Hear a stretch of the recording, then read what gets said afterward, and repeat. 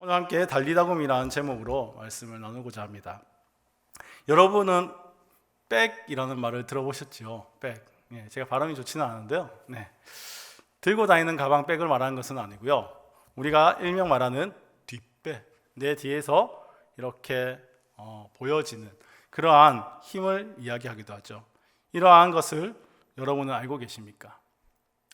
백이 무엇이냐에 따라서 세상은 사람의 등급을 나누게 됩니다. 금수저, 은수저, 흙수저 이렇게 사람들의 등급을 나누게 되죠. 그러면서 모두가 금수저를 부러워합니다. 돈 많고 힘 있는 누군가가 내 뒤를 든든하게 책임져 준다면 정말 이 마음이 어떨까요? 든든하고 뿌듯하지 않겠습니까? 이러한 이야기를 조금 뒤집어서 얘기한다면 내가 누구를 의지하는가? 내가 누구를 믿어야 하는가가 될 것 같습니다. 여러분은 누구를 믿고 누구를 의지하십니까? 오늘 이곳에 온 모든 성도님들은 예수 그리스도를 믿고 의지한다고 고백하실 줄 믿습니다. 그러면 여러분이 믿고 있는 그분을 어떠한 분으로 믿고 의지합니까? 또 끝까지 믿고 신뢰할 하나님으로 믿으십니까? 정말 내가 끝까지 신뢰할 수 있는 분으로, 내가 끝까지 믿고 따를 수 있는 하나님으로 믿으시기 바랍니다. 오늘 이 시간 참된 믿음의 주를 발견하고 함께 또 의지하면서 기도할 수 있는 이 시간이 되기를 축복합니다. 오늘 본문에서는 12살 소녀가 죽음에서 다시 살아나는 부활의 기적적인 드라마가 펼쳐지고 있습니다. 그 소녀는 죽었습니다. 죽음은 나이 많은 사람뿐만 아니라 청년도 삼키고 어린아이도 삼켜버립니다. 죽음 앞에서 나이 많고 적고는 상관이 없다는 것입니다. 12살 먹은 소녀, 이 죽어있는 소녀 곁에 오늘 예수님께서 다가오셨습니다. 그리고 한마디의 말씀을 던지십니다. 달리다굼. 소녀야, 혹은 작은 아이야, 일어나라. 그러한 뜻을 가진 이야기입니다. 예수님의 소녀야, 일어나라. 이 말씀과 함께 소녀는 벌떡 일어나게 됩니다. 죽어있는 소녀라고 했습니다. 일어날 수 없는 사람이 지금 일어나게 되는 놀라운 기적이 적혀있는 본문이 오늘 우리가 함께 읽었던 이 본문이라는 것입니다. 오늘 성경 본문 22절을 보면 소녀의 아버지는 회당장이었습니다. 회당장이라고 하면 이스라엘 사회에서 높은 지위에 있는 사람입니다. 그 당시 회당은 종교의 중심이었고 사회 정치적인 기능을 담당하고 있었으며 심지어는 재판소의 역할까지도 감당했던 것입니다. 한마디로 힘이 집중되어져 있는 그러한 곳으로 볼 수 있다는 것이죠. 그곳 가운데서도 회당의 장입니다. 이 정도의 신분을 가진 사람이 예수님을 찾는다는 것은 쉽지 않을 것입니다. 그 당시 예수님은 아직 많이 알려져 있지 않았습니다. 사회적으로 인지도가 높은 분이거나 많은 사람의 존경을 받는 그러한 사람이 아니었습니다. 그저 무명의 예언자와 같은 이런 상황에 지금 회당장 야이로가 예수님 앞에 나옵니다. 예수님을 찾아왔습니다. 그저 예수님을 찾아온 것이 아니라 예수님의 발 앞에 엎드린 것입니다. 본문의 5장 22절과 23절입니다. 회당장 중 하나인 야이로라 하는 이가 와서 예수를 보고 발 앞에 엎드리어 간곡히 구하여 이르되 내 어린 딸이 죽게 되었사오니 오셔서 그 위에 손을 얹으사 그로 구원을 받아 살게 하소서 하거늘. 회당장이 사랑하고 사랑하는 딸이 죽어가고 있는 이 상황 속에서 회당장은 어떤 노력을 해봤을까요? 권력을 가지고 있고 돈을 가지고 있는 이 회당장은 아마 자신이 할 수 있는 모든 수단과 방법을 동원하지 않고 딸을 살리려고 했을 것입니다. 지위가 있는 사람이 사랑하는 딸이 죽어 있는데 가만히 있거나 그러진 않을 거잖아요. 정말 이 방법 저 방법 모든 방법 다 동원해 봤는데 아무 소용이 없었을 것입니다. 더 이상 이 회당장에게는 소망이 없는 것입니다. 원문에는 내 어린 딸이 죽기 직전에 있으니 라고 되어 있습니다. 그저 큰 병에 걸려서 언젠가는 죽을 것이다, 이 큰 병을 고칠 수가 없을 것이다, 이 정도의 급박한 상황이 아니라 지금 내 어린 딸이 죽기 직전에 있다는 것입니다. 이제 더 이상 방법을 쓸 방법도 없는데 심지어는 지금 죽기 직전에 있는 급박한 상황에 놓여 있다는 것입니다. 얼마나 다급할까요? 회당장의 딸인 지금 죽음이 임박했습니다. 지금이 아니고는 살릴 수가 없다고 생각한 것입니다. 매우 다급한 이 상황, 이제 마지막 희망을 안고 예수님 발 앞에 엎드린 것입니다. 자신의 인생의 고통을 통해서 이분은 예수님의 발 앞에 엎드린 것입니다. 그리고 주님께 기도를 부탁한 것입니다. 주여, 내 인생에 정말 간직하고 아끼는 내 딸, 어쩌면 내 딸이 죽는 이 죽음은 내게 쓰디쓴 고통입니다. 이 고통 주여 해결해 주시옵소서. 내 인생의 이 어려운 문제 주님 좀 돌아봐 주십시오. 지금 이러한 마음으로 회당장이 예수님께 매달리고 있는 것이죠. 예수님은 이분의 기도의 부탁을 수락하셨습니다. 그리고 그와 함께 동행하셨습니다. 24절 말씀에 이에 그와 함께 가실새 큰 무리가 따라가며 애워싸 밀더라. 지금 예수님은 이 회당장과 함께 회당장의 집으로 가고 있습니다. 그러나 아직까지는 문제가 해결되지 않은 그러한 상황입니다. 그런데 그가 주님과 함께 집으로 가고 있는 이 상황 속에서 또 하나의 사건이 발생하고 말았습니다. 12회를 혈루증으로 앓던 여인이 길거리에서 예수님을 찾아온 것이죠. 그 길에서 한 여인이 주님께 나와 도움을 얻고자 합니다. 그러나 이 회당장과 같이 주님 앞에 나와서 주님, 나의 이 어려움, 나의 정말 이 해결할 수 없는 이 쓰디쓴 고통 주여 풀어주세요라고 말할 수 없습니다. 이 여인은 혈루증으로 말미암아 사람들에게 불결하다 여겨지기에 감히 주님 앞에 나설 수도 없는 처지입니다. 그저 이 여인은 한 가지 믿음만을 가지고 주님 앞에 나아갑니다. 내가 주님의 그 옷자락만이라도 손을 댄다면 내가 나음을 입을 것이다.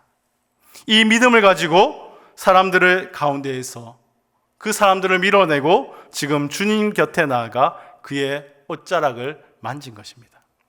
그때 예수님이 가시던 그 걸음을 멈추고 누가 나를 만졌느냐, 누가 나를 만져 내게서 그 능력을 가져갔느냐라고 이야기하시는 거죠. 그리고 그 사람을 찾습니다. 제자들이 말합니다. 주님, 많은 사람들이 예수님을 만나기 위해서 예수님을 한번 뵙기 위해서 이렇게 모여들지 않았습니까? 우리가 그 가운데 있습니다.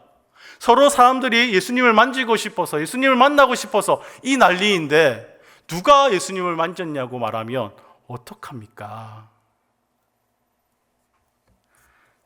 예수님을 만나고 싶어하는 그러한 무리들은 참 많습니다. 예수님과 어쩌면 옷깃이 스친 그러한 사람들도 참 많습니다. 그러나 믿음을 가지고 나와 회복을 입은 사람은 바로 이 혈루증했던 여인 한 명뿐이었습니다. 이 여인은 예수님의 옷자락을 만지고 자신이 회복된 줄 알았습니다. 그리고 이 일로 인하여 두려워하며 예수님 앞에 나와 떠는 모습을 보게 됩니다. 그래도 이 여인은 믿음이 있었습니다. 예수님이라면 내가 그분의 옷자락만이라도 만지면 내 병은 나을 것이다. 예수님이 나의 유일한 회복자이며 소망이다라는 그 믿음이 있었다는 것입니다.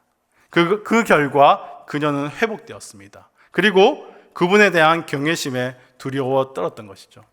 한편으로는 이제 예수님께 어떠한 소리를 듣게 될지 걱정도 쌓였을 것입니다.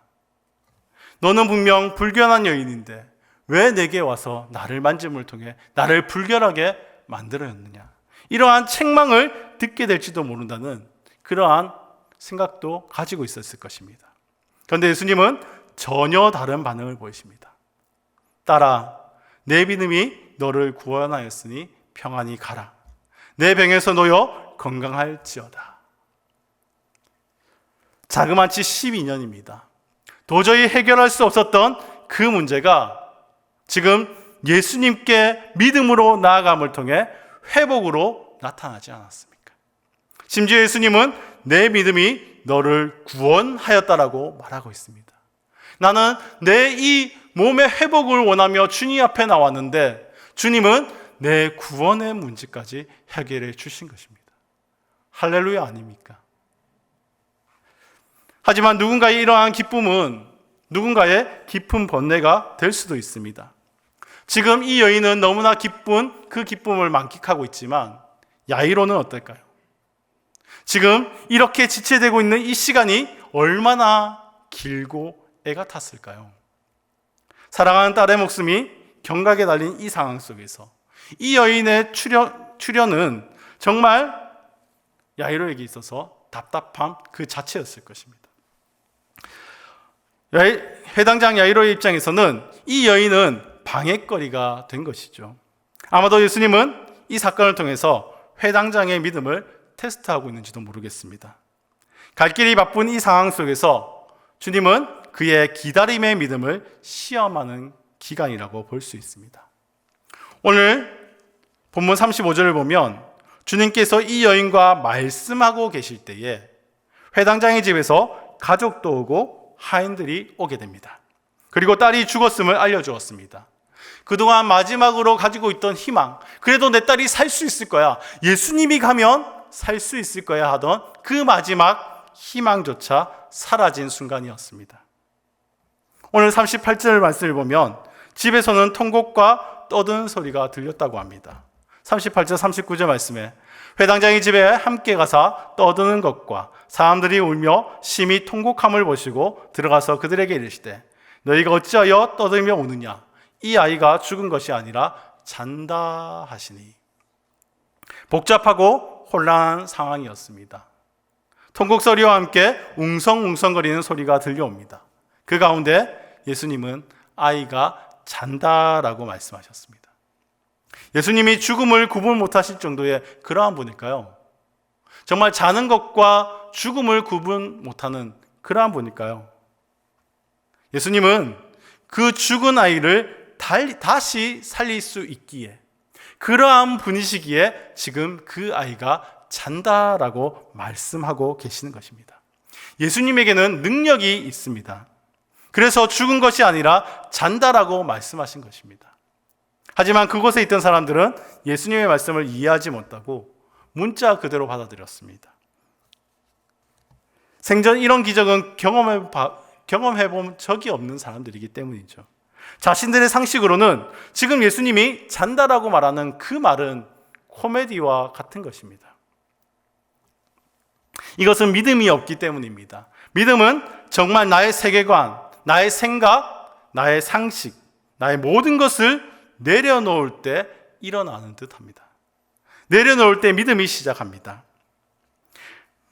하나님을 내 생각으로 판단하기 시작하면 우리는 하나님을 믿을 수가 없습니다. 우리가 내 세계관과 내 상식으로 하나님을 믿으려 한다면 우리는 하나님을 믿을 수 없습니다.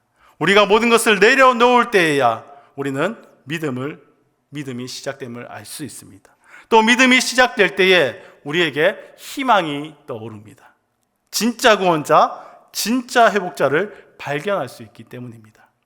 예수님은 믿음 없는 사람들에게 관심을 두지 않으시고 야이로에게 말씀하십니다. 36절 말씀입니다.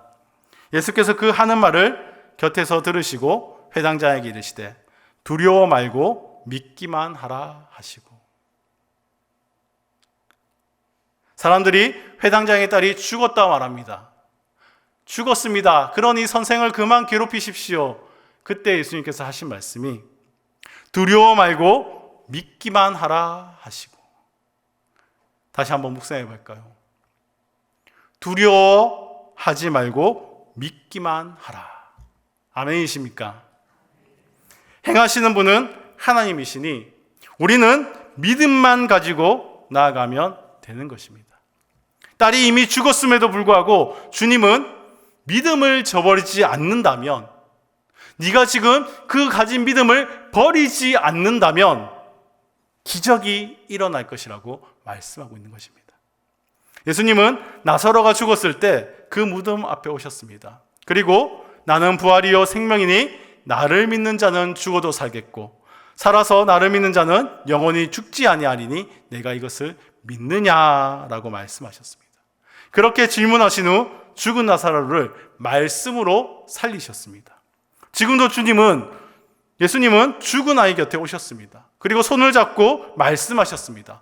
달리다 굼, 소녀야 일어나라. 여기서 굼은 일어나라라는 명령법입니다. 예수님은 다른 사람들처럼 이 소년을 고치기 위해서 약을 쓰거나 또는 주술적인 방법으로 이렇게 막 고치려고 하지 않았다는 것입니다. 말씀으로 명령하셨습니다. 소녀야 일어나라. 마치 천지를 지으실 때 예수님께서 무엇이 있으라 하니 그 말씀대로 무엇이 있었던 것처럼 지금 명령하여 말씀하시니 그대로 되고 있는 것입니다. 저는 생각해 봅니다. 그 현장을 한번 떠올려 봅니다. 머릿속에 그려보는 것이죠. 처음 예수님께서 오셔서 지금 소녀가 죽었다고 말했습니다. 그러나 예수님께서는 죽은 것이 아니라 잔다라고 말합니다. 사람들이 얼마나 비웃었을까요? 그것도 하나 구분 못하는 사람인데 저런 사람이 아니 죽었는데 더 이상 뭐 어떻게 할 건데, 아이고 그래 뭐 어떻게 하나 보자, 이러한 마음으로 예수님을 바라보고 있던 그들이 지금 달리다 굼, 일어나라, 소녀야 일어나라. 이 소녀가 일어났을 때 그들의 표정은 어땠을까요? 오늘 본문은 성경은 이렇게 말합니다. 그들이 크게 놀랐다, 이렇게 기록하고 있지만 이것으로는 부족할 것 같습니다. 우리나라의 이 속담처럼 놀라 나자빠졌다, 정말 놀라서 정말 쓰러지는 그런 정도의 충격을 얻지 않았을까요? 그들의 정말 영혼이 빠져나간 것 같은 그러한 표정들을 한번 떠올려 본다면 정말 통쾌한 그러한 느낌도 한번 가지게 되는 것 같습니다. 우리 하나님의 능력을 판단치 않고 의심하지 않고 믿을 때에 놀라운 일들을 눈으로 목격하게 되는 것입니다. 오늘 우리가 살고 있는 시대는 절망의 시대라고 많은 사람들이 이야기합니다. 전쟁과 기근과 지진과 이제는 코로나와 같은 질병마저 우리를 위협하고 죽음으로 몰아갑니다.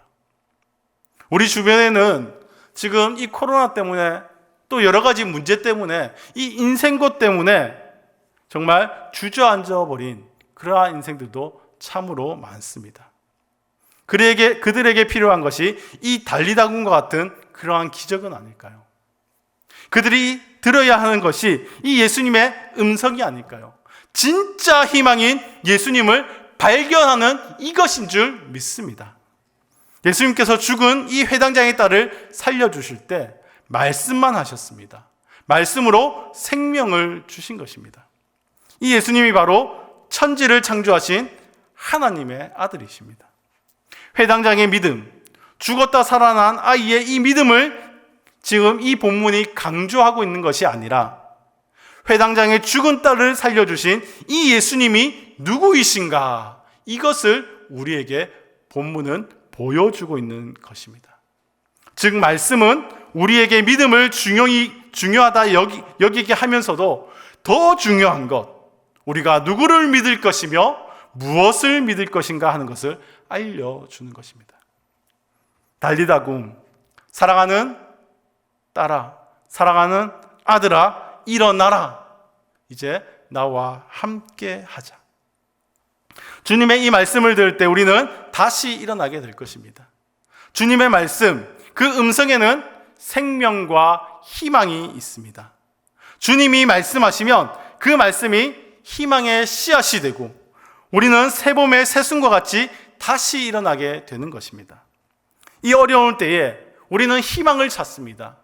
이 힘들고 어려운 시절 우리를 버티기 위해 우리는 새로운 소망을 찾습니다.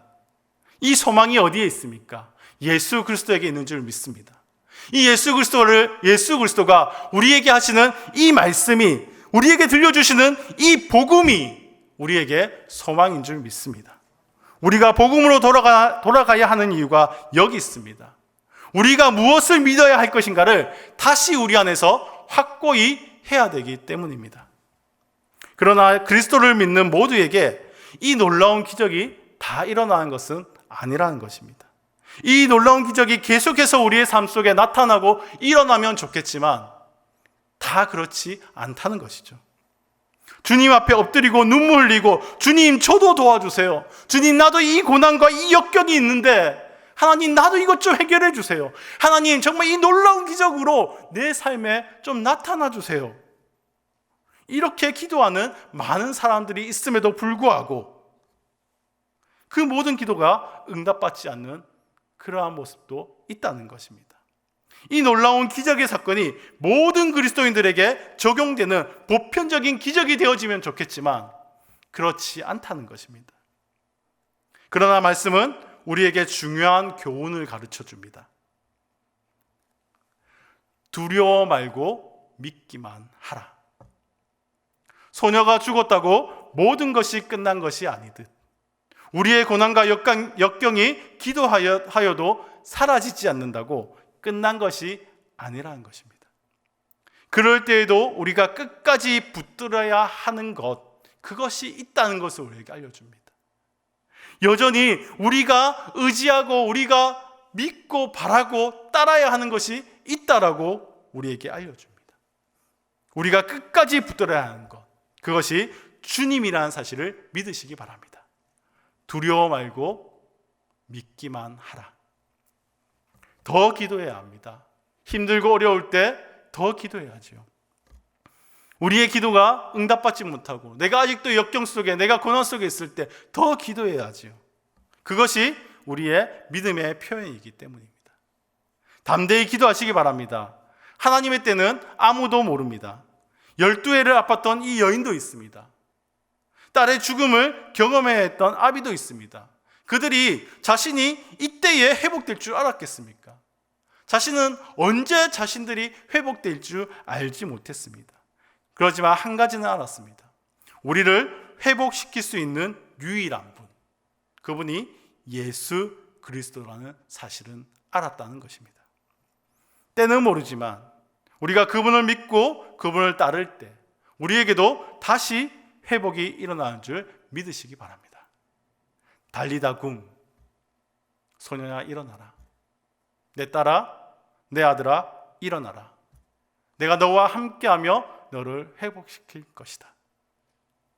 주님의 이 말씀을 들을 때 다시 우리의 영혼이 회복되어지고 정말 우리의 모든 삶이 회복되어지고 하나님 나라가 회복되어질 줄 믿습니다. 예수님은 회당자에게 믿기만 하라고 말씀하셨습니다. 누구를요? 예수 그리스도. 이 예수 그리스도 안에 생명이 있습니다. 이 예수 그리스도 안에 영생이 있습니다. 이 예수 그리스도를 우리의 주님으로 모시는 그 일이 우리 인생의 회복의 시작이며 소망의 시작인 줄 믿으시기 바랍니다. 그리고 예수님을 주님으로 모시고 한 주간도 승리하며 살아갈 수 있는 성도님들 되시기를 바랍니다. 오늘도 그분을 믿되 끝까지 믿으시는 믿음을 가지시기 바랍니다. 두려워 말고 믿기만 하라. 주님의 이 말씀을 기억하고 살아가시길 바랍니다.